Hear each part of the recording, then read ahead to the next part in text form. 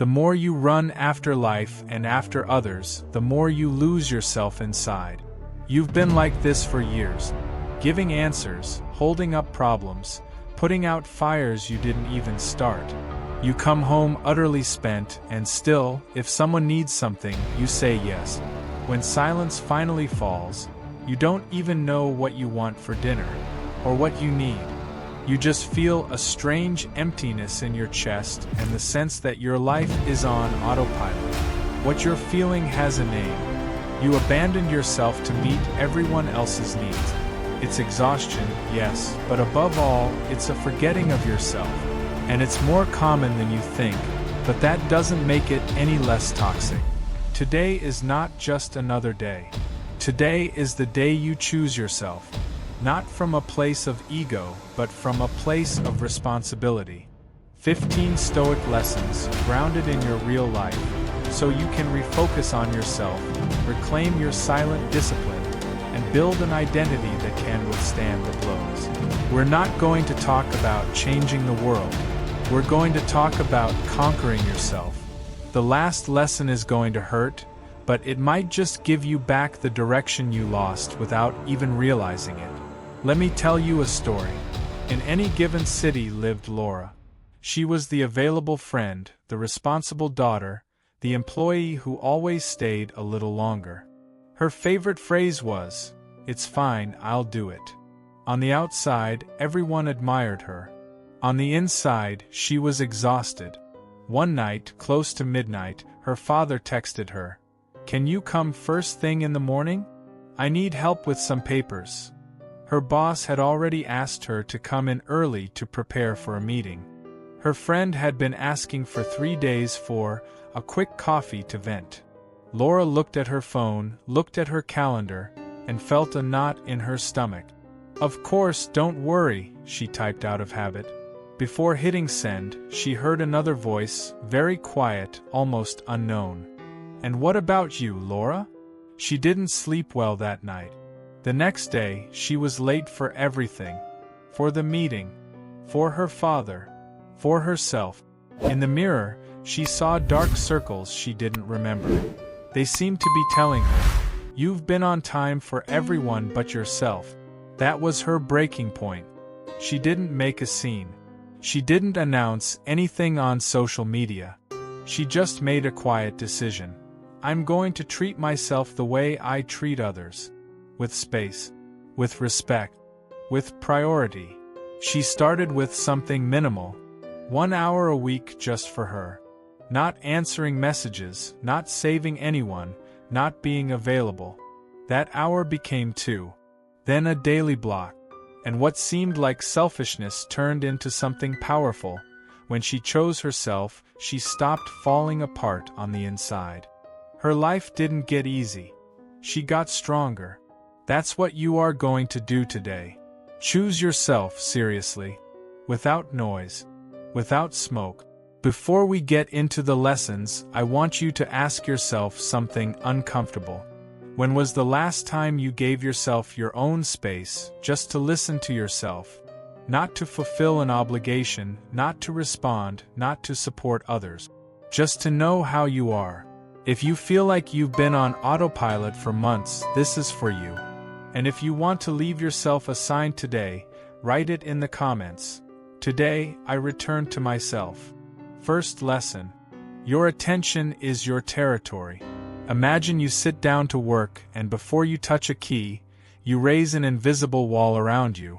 A single mission. Nothing gets in. Nothing invades. Just you and what matters today. It sounds simple. It's the hardest thing there is right now. The world is designed to hijack your attention. If you don't decide what you give your mind to, someone has already decided for you. Marcus Aurelius wrote in military camps, surrounded by noise, cold, and tension. He could have dissolved into the chaos. Instead, every night he retreated into his mind. He wrote, he thought, he reviewed himself. He made his inner world a temple. And he made something very clear. What bothers you is not the external thing, but the judgment you make about it. Today that translates like this. It's not the notifications that distract you. It's that you give them permission. Your focus is sacred territory. If you don't protect it, it becomes a shopping mall. Tell me the truth. How many times have you opened your computer ready to make progress, only to find yourself 5 minutes later on a tab that has nothing to do with your work? It's not that you're weak. It's that there's no structure. The brain, without clear direction, always chooses the easy path. And the easy path is usually distraction disguised as productivity. Cal Newport, author of Deep Work, studied people who achieve extraordinary results. He found a powerful pattern. They all protect their attention like gold. Not because they are superheroes, but because they understand this. In a world full of noise, the ability to concentrate is an unfair advantage. Whoever guards their attention directs their life. Whoever gives it away reacts to the lives of others. So, what do you do in practice? You create a deep work block and treat it like a meeting with an emperor. It doesn't get canceled. It doesn't get postponed. It doesn't get interrupted. Before you start, prepare the ground. Clean desk. A single task defined with an action verb. None of this work on the project. That's smoke. Say, I will write the introduction to the report, or I will edit 5 minutes of the video. That way, the brain knows what's in front of it. Remove any reminders of parallel tasks. If an idea appears, don't chase it. Write it down on a piece of paper and come back. That gesture of returning without drama is pure training. Distraction is not the enemy. Your reaction to it is. Neuroscience has measured it time and again. Every time you switch tasks, your mind pays a context switching cost. It's not seconds. It's minutes. If you live switching tabs, you never reach depth. That's why you end the day exhausted without knowing what you actually did. For those of you who use these types of videos in the background, a key detail: stable sound, 0 alternate screens. Your mind needs a predictable rhythm to enter a state of flow. If you look at something else every 2 minutes, you never get below the surface. Create a physical starting signal. Headphones on. Phone out of the room. One deep breath.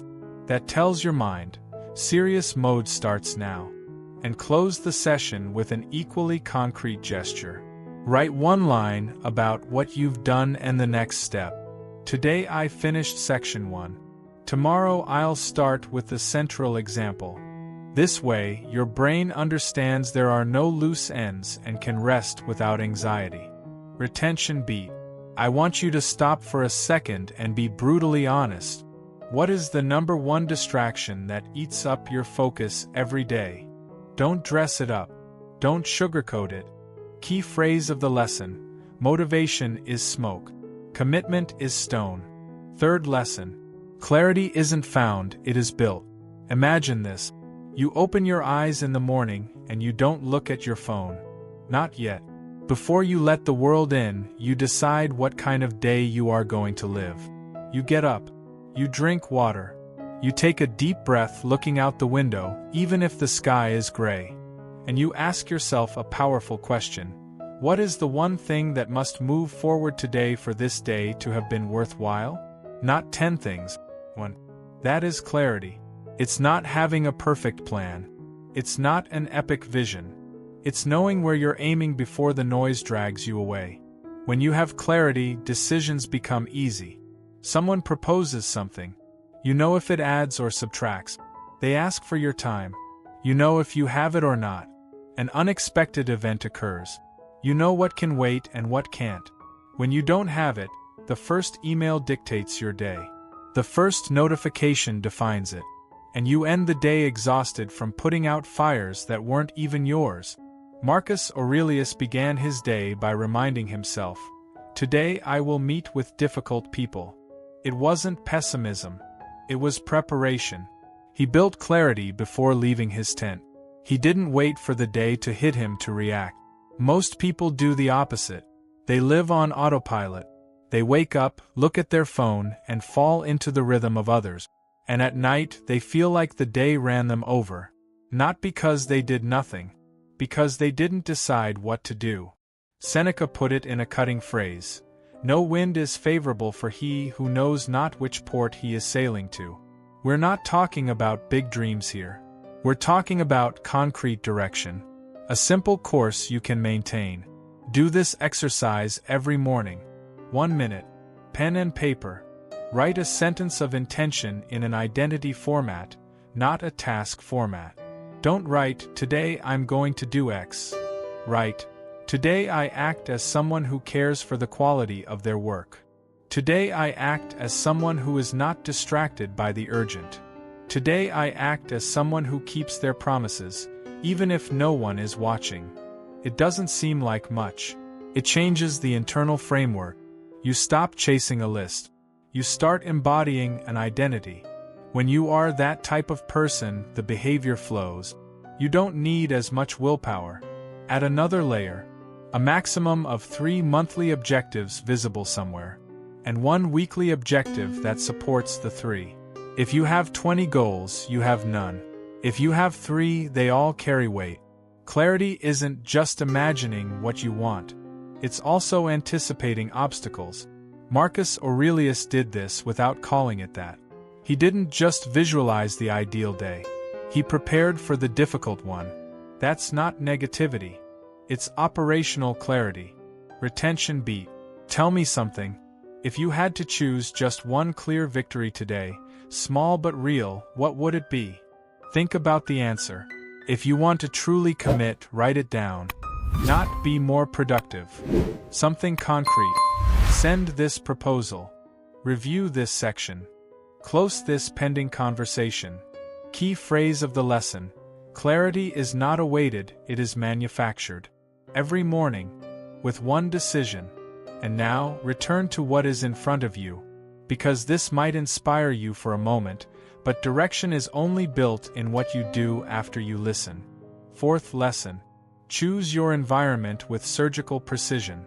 Think of Epictetus teaching in a small room in Nicopolis. Not just anyone could enter. Not because he was an elitist, but because he understood something that almost no one wants to accept today. Your mind adopts the climate of the place where it lives. If you surround yourself with chaos, you become chaos. If you surround yourself with dispersion, you become dispersed. If you surround yourself with people who only talk and don't do, you end up the same way. This isn't philosophy. It's biology. The mirror neurons in your brain copy what they see. When you spend time with someone, your nervous system synchronizes with theirs. That's why there are people who leave you feeling exhausted without knowing why. And others with whom you end up with more calm and clarity, even if you've barely spoken. You don't need an army of fans. You need people who demand that you be better. There's a huge difference between someone who tells you, "You can do it," and someone who asks, "Have you done it yet?" The first one makes you feel good. The second one forces you to move. If you want to focus on yourself and work harder than anyone, you need less noise and more example. Fewer bar friends. More people who respect your discipline. Look at your environment as someone quietly inspecting a garden. Which conversations lift you up? Which ones drain you? What habits do you copy without realizing it? Because identity is contagious faster than you think. If you spend time with people who complain, you end up complaining. If you spend time with people who procrastinate, you start putting off your own things. Not because you're weak, because you're human. Jim Rohn made it clear. You are the average of the 5 people you spend the most time with. It hurts, but it's true. Retention beat. I want you to think of just one person. Someone you talk to often, and after seeing them, you feel smaller, more tired, or more confused. If you want, write it in the comments without names. There is someone who drains me, and today I start setting boundaries. You don't have to cut anyone out completely. You don't need drama. Start simple. Respond less to empty conversations. Spend less time in groups where complaining is a sport. Be more present with those who push you to do what you say you'll do. Do an influence cleanup once a week. 3 accounts that add value. 3 that subtract. You only keep the ones that strengthen your character. It's not cruelty. It's mental hygiene. Hierarchs spoke of concentric circles.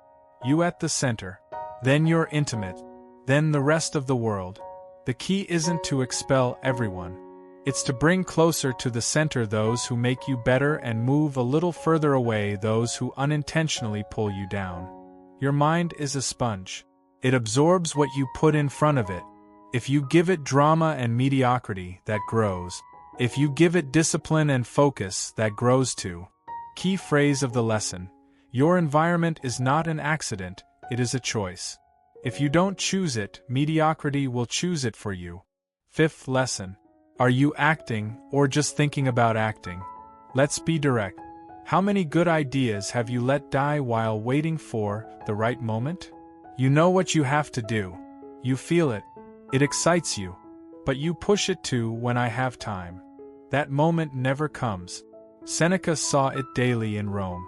People didn't lose their lives in grand tragedies. They lost them in small delays. In that dark corner between, I know what I have to do, and I'll start soon. The biggest energy leak isn't in failure. It's before you even begin. In thinking without moving. Look at the example of Jerry Seinfeld. When he started as a comedian, he had no connections or special luck. He had a notebook and a decision to write jokes every single day. Every day. No exceptions. He marked a cross on the calendar each time he did it. His goal wasn't to write the best joke in the world. It was to not break the chain. Over the years, that minimal action became an identity. He wasn't a guy with ideas. He was someone who writes whether he wants to or not. Most people are still stuck in the preliminary phase, thinking about the idea, improving the plan, checking if it's the right time. Meanwhile, time passes, and the project grows cold. Your brain has a small window before it sabotages you. If you stay in your head for too long, the negotiation begins. Not today. Tomorrow will be better. Now is not a good time. I need to know more. Retention beat. Tell me something. What decision have you been ruminating on for weeks without lifting a finger? Don't say many things. Think of one. If you want to break the inertia, write it in the comments as a public commitment. There's a simple trick. Count down from 5, 5, 4, 3, 2, 1, and you move. You open the document. You turn on the camera. You make the call. Before your mind has time to invent excuses. Then, I only ask for 2 perfect minutes. Not 2 hours. 2 minutes. Focus. Without looking anywhere else. Writing, advancing, doing. The brain doesn't resist the actual effort. It resists the idea of effort. Once you're in it, the friction decreases. The hard part is getting through the door. Define concrete actions. No, work on the project. That's fog. Say, write the first page. Call this client. Record the first 3 minutes. Epictetus would have said it like this. Do not expect to become skillful without constant practice. Mastery doesn't come from thinking. It comes from doing. Key phrase of the lesson. Clarity comes after action, not before it. Start first. Think better later. 6th lesson. Do you settle for the minimum or do you raise your standard? Uncomfortable question. Are you doing just enough to get by, or are you improving a little each day? There's a huge difference between finishing and elevating. Between it's done and I'll do it 1 degree better than yesterday. That difference isn't noticeable today. It's noticeable in 6 months. In a year. Marcus Aurelius reviewed himself every night. Not to tear himself apart. Not to torture himself for what he didn't do. To adjust his compass. To see where he acted from his best self, and where he let himself be carried away. That honest review, repeated over years, made him who he was. Not perfect. Intentional. You are not here just to survive the day. You are here because you want to grow. And growing doesn't mean doing new things all the time. It means doing what you already do with more precision, more care, more consciousness. Think of a craftsman polishing wood. Is there something you're about to leave half-finished just because you're tired of looking at it? If you want to truly sharpen your edge, decide one thing. I finish this today. And when you're done, come and write. Today I close something I had been dragging along. Define visible endings. No, work on the book. That blurs the edge. Say, I won't stop until I finish chapter 1. Or, until I review this section. When the impulse to switch tasks arrives, don't negotiate with it for half an hour. Take one breath. Hold on for 2 more minutes. That's where the edge is defined. Not when you have energy. When you no longer have it, and yet you stay a little longer. Before finishing the session, leave a note. Continuing here. Next step. Review example 3. Tomorrow you won't start cold. You'll know where to land the first blow. Key phrase of the lesson. A sharp mind isn't a talent, it's a consequence. It is built every time you finish what you start. 10th lesson. When the mind wants to flee, the body stays. Has this happened to you?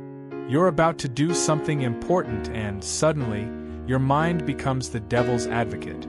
It's not the right time. You're tired today. You'll perform better tomorrow. It's not a lack of ability. It's resistance. It's your brain looking for a quick exit to escape discomfort. The mind hates sustained effort. It prefers the known, the easy, what doesn't hurt. And that internal dialogue arrives just when you're about to make real progress. Never at the beginning. Always when the serious work starts. That's where most people give up. They get up from their chair. They look at their phone. They open another tab. They say, I've done enough. And they train, without knowing it, for retreat.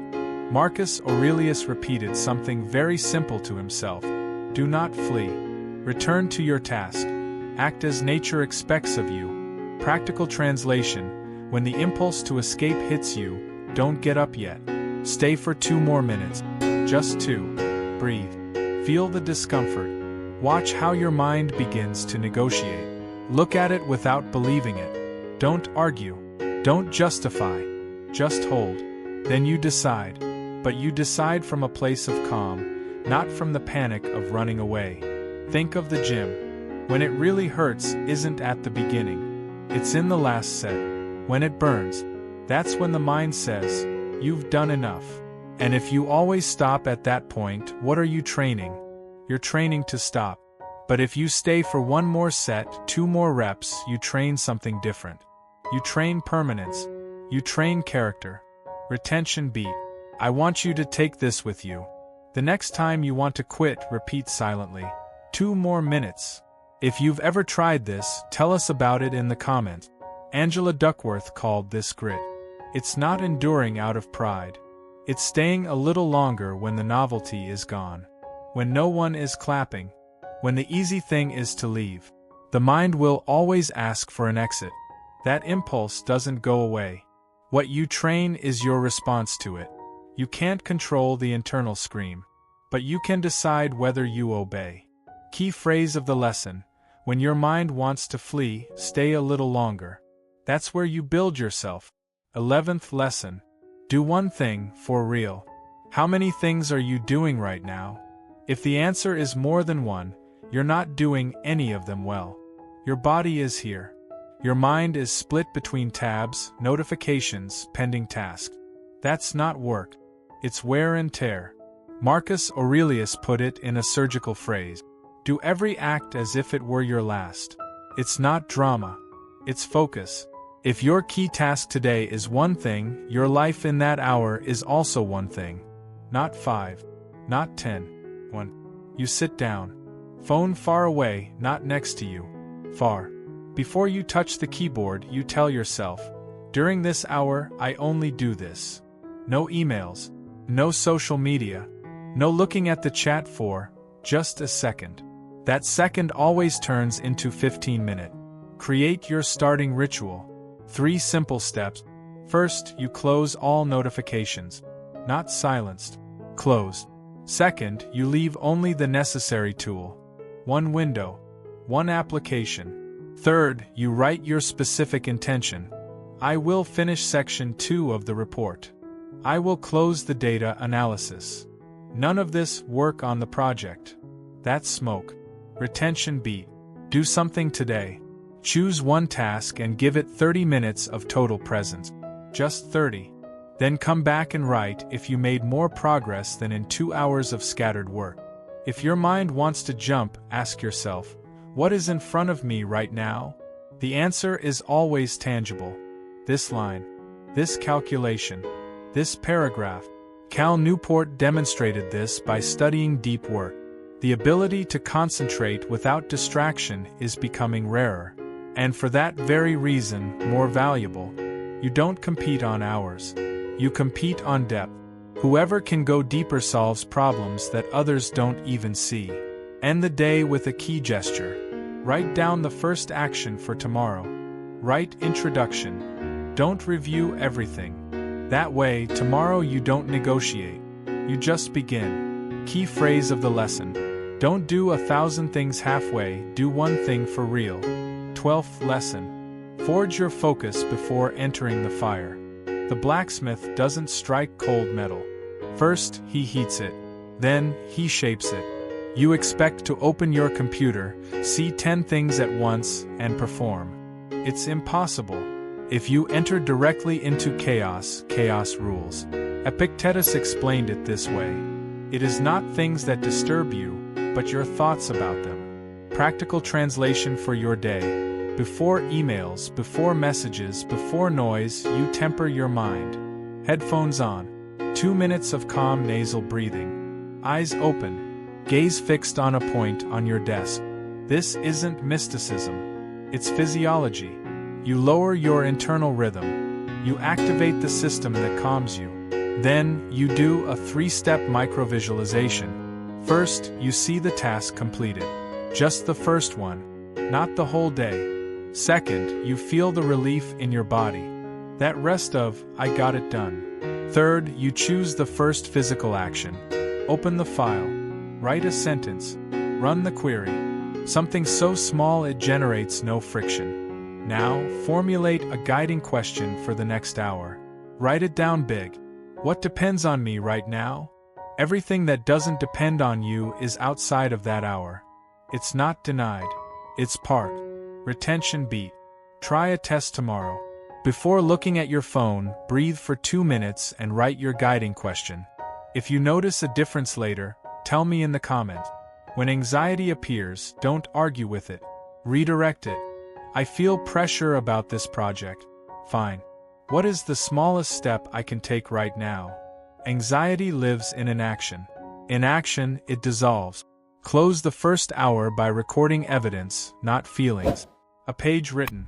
A block of code finished. A report sent. I didn't feel productive means nothing. What counts is what exists because you made it. Key phrase of the lesson. Don't wait for clarity to start. Heat the mind and enter the fire. 13th lesson. Surround yourself with people who make you rise, not justify yourself. Imagine you've been working hard on your project for 3 nights. A friend calls. Come out, take a break, it's not that serious. They don't say it to bring you down. They say it because your discipline reminds them of their own inertia. If you continue, their excuse sounds emptier. If you stop, you both feel better about doing less. Seneca saw it clearly. We adopt the level of those around us, even without meaning to. There are 2 types of people. Those who tell you, rest, you'll do that later. And those who look at you and ask, have you done it yet? The first kind alleviates guilt. The second awakens responsibility. It's not about thinking you're superior. It's about mental hygiene. About protecting your direction. Retention beat. Think of someone who always justifies your inaction. Who tells you, it's okay when you know it's not. If you want to commit, write in the comments. Today I choose people who lift me up, not people who make excuses for me. Look at your circle. Do they push you up or pull you down? Do they remind you of your potential or your past? Every conversation leaves an echo. You leave with more clarity or more fog. More energy or more weight. You don't have to dramatically cut anyone off. It's enough to adjust distances. Less time for complaining. More time with those who respect your work block. And remember something, your environment isn't just people. It's also accounts, podcasts, books.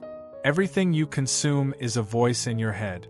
Key phrase of the lesson: surround yourself with those who look at you and ask, have you done it yet? 14th lesson. Stop carrying what you no longer are.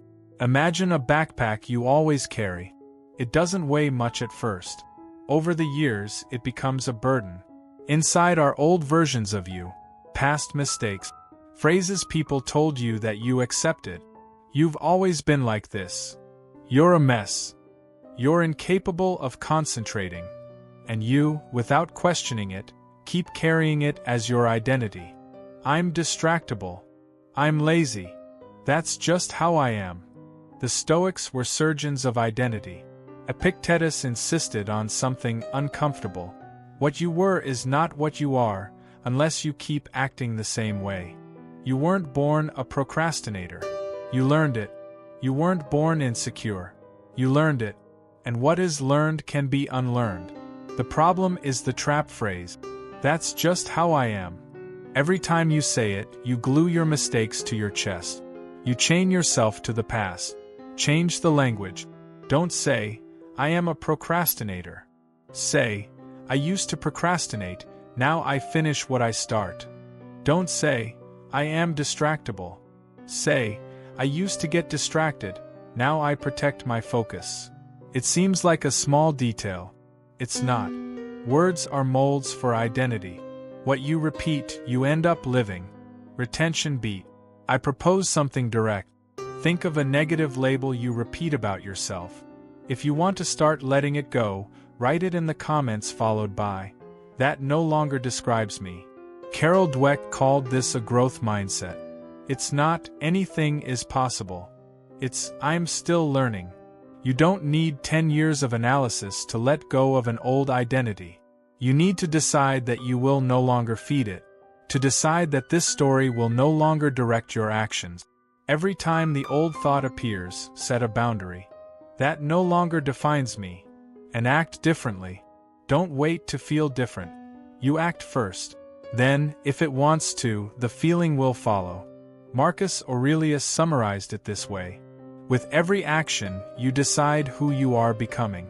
Not who you were. Who you choose to be now. Key phrase of the lesson. Your past is not in charge unless you hand over command. 15th lesson. Choose who you are in the small moment. Let me ask you something uncomfortable. Who are you when no one is watching? Not the person who appears on social media. Not the one who talks about projects with friends. The one who exists in the kitchen, in the hallway, in the silent night. Are you the one who returns the shopping cart, even if it's raining? Or the one who leaves it because someone will get it? Are you the one who jaywalks because no one is coming? Or the one who waits anyway, even in a hurry? Are you the one who corrects a mistake even though you could hide it? Or the one who adjusts the story to look better? Those tiny decisions define you more than any speech. That's where your real character is seen.